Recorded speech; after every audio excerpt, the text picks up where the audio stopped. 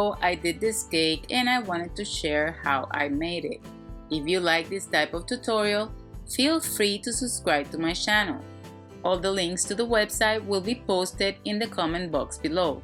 Don't forget to hit the notification bell if you want to receive notifications for when I post new videos. This decoration can be made over buttercream or fondant. For this cake I use fondant.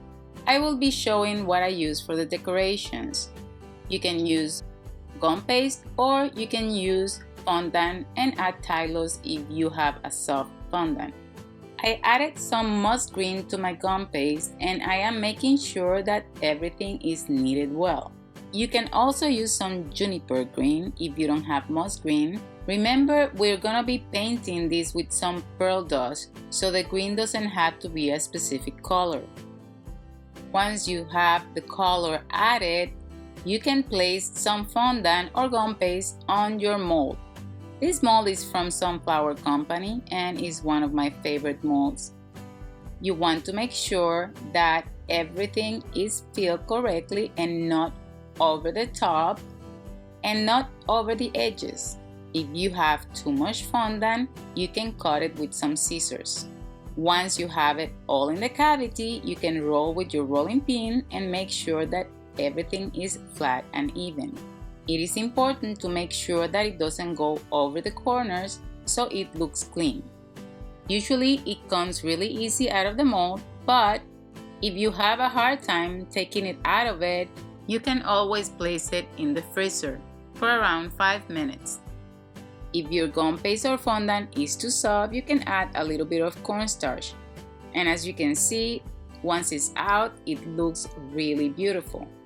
For the border of the cake, I'm gonna roll a piece of fondant in a snake form and then I'm gonna flatten it with the rolling pin. I will put this through my pasta machine and thin it out to a size number 4 in the pasta machine, and then I'm gonna place it on top of my ruler. I like to use this foam created to place the ruler upside down so I can cut the gum paste easily. I press the gum paste on top of the ruler and make sure that everything is marked inside and cut the sides with the rolling pin. Then with the fingers, I go around the edge and make sure that everything is clean.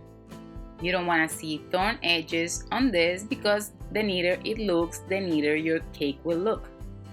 I cut the sides with a razor and pull the gum paste away. This cutter has open sides, so if you want to make it longer, all you need to do is cut the gum paste longer and just match the pattern to make sure you can keep making it longer and longer. For this cake, I will be using the length the cutter is. You can cut the pieces ahead of time and place them under plastic or in a Ziploc bag, or you can cut them as you work on your cake. I will be dusting this with some Peridot. This one is called Avocado and is one of my favorite colors ever. I am using the powder dry. It works really well, but if you prefer, you can add some lemon extract and use it wet. And then you can add the dry powder to finish it up.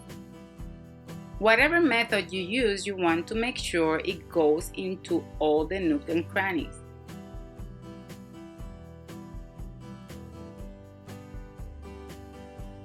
For an extra detail, I added some gold. Add some lemon extract to the gold and brush it lightly. Just make sure to get just the top part of your design. You don't want the gold to go inside the nooks and crannies. This will brighten up everything. You can do the same with your stripe.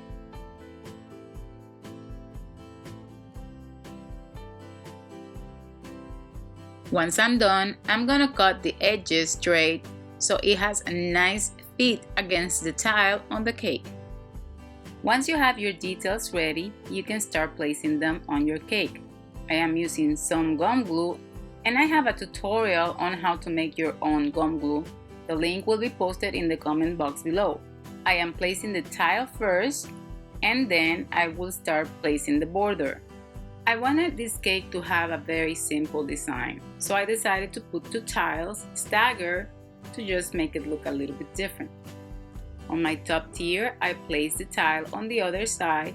Once the tile is placed, then I place my border. Then I added another tile staggered just to complement the bottom tier.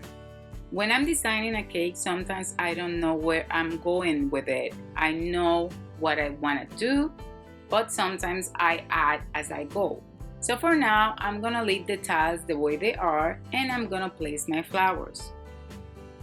Soon I will add a section to the website where I will have more advanced techniques, and in there I will add some of my favorite flowers.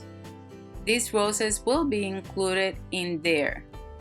I will also have a full detailed tutorial on how I added the flowers into my arrangement. Once I am happy with the arrangement, I decide if I want to add more details to my cake.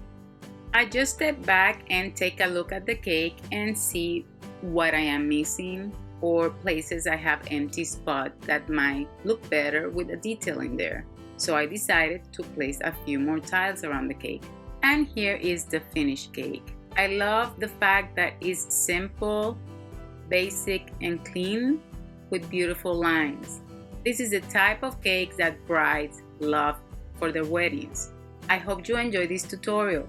Don't forget to subscribe to my channel, visit me on Facebook, Instagram, visit my blog, and until next time, ta-ta!